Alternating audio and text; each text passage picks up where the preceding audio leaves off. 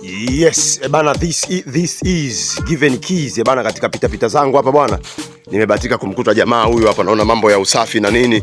Tunakatakata. Oh, vipi mwanangu? Mbona kama tunakatakata miwa, tunataka tule miwa asubuhi au? Hamna mwanangu. Tunajua tunasafishia tena mazingira. Tutajaribu kuweka sawa mazingira. Bana fresh. Sasa bwana, mimi kuna kipima baridi nitaka nikuulize kwa sababu najua uko busy na harakati zako nini. Kuna kitu nitaka nikuulize, afu baada ya kukuuliza mimi nitakuacha mwanangu uendelee na mishe zako. Fresh mwanangu. Bana, kati ya nyumba na ndege ipi inapaa juu? Mimi naamini mwanangu, kila kitu kina nafasi yake. Unajua ni yale sentensi tatu kusema kwamba kuna sentensi zina vitu viwili aiza paka vitatu. Kwa mfano mmoja. I say kuna mwezi, alafu kuna huo mwezi wa juu na kuna hizo mwezi wa kalenda.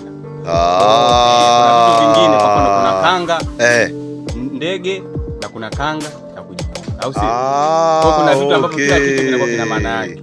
Kwa hiyo ukisema kwamba nyumba inapaa na pia ndege naye anapaa. Kwa nyumba inaruka juu na ndege naye anaruka juu. Tuweke vipi? Nakwambiaje? Kwamba kuna vitu vina kitu kimoja kinaweza kana namna mbili. Sio, umeelewa? Kwa hiyo naamini kwamba nyumba inapaa ambao ya kupaulia bati. Sio paa inayoruka. Sijui umeelewa? Okay. Na ndege anapaa ya kuruka. Anaruka. Sasa ukisema kama kitu gani kinachoruka, nitakwambia ndege ndo anapaa ya kuruka. Anapaa ya kuruka. Lakini nyumba inapaa ya kupaulia bati.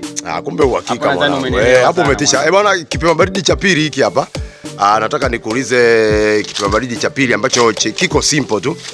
Bwana, mimi nataka nijue kitu kimoja kutokana na uelewa wako wewe. Bwana, kuna tofauti gani kati ya mwizi na tapeli? Aisee, ni vitu viwili tofauti. Sababu mwizi ni mtu anayekuibia pasi na wewe kujua au kutambua. Alafu tapeli ni mtu ambaye anakufuata kwa kauli zake za maneno, anaweza akakushawishi mpaka ukakuta wewe mwenyewe binafsi ukampa hicho kitu na asikurudishie.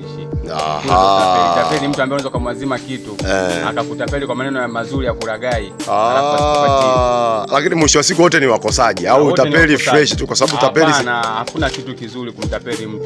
Yaani hakuna kitu kizuri. Lakini tapeli ni kama anakosa kwa sababu wewe ndio umeingia mkenge. Unajua ni kosa pia kwa sababu amekuja na maneno ambayo kanishawishi mimi mradi nimemuelewa. Basi tayari huyo ni tapeli ambaye pia ana mambo mabaya. Kwa mwisho wa siku wote ni wabaya tu. Wote ni wabaya mwanangu. Okay, dai sema mwanangu, umetisha sana kwa time yako.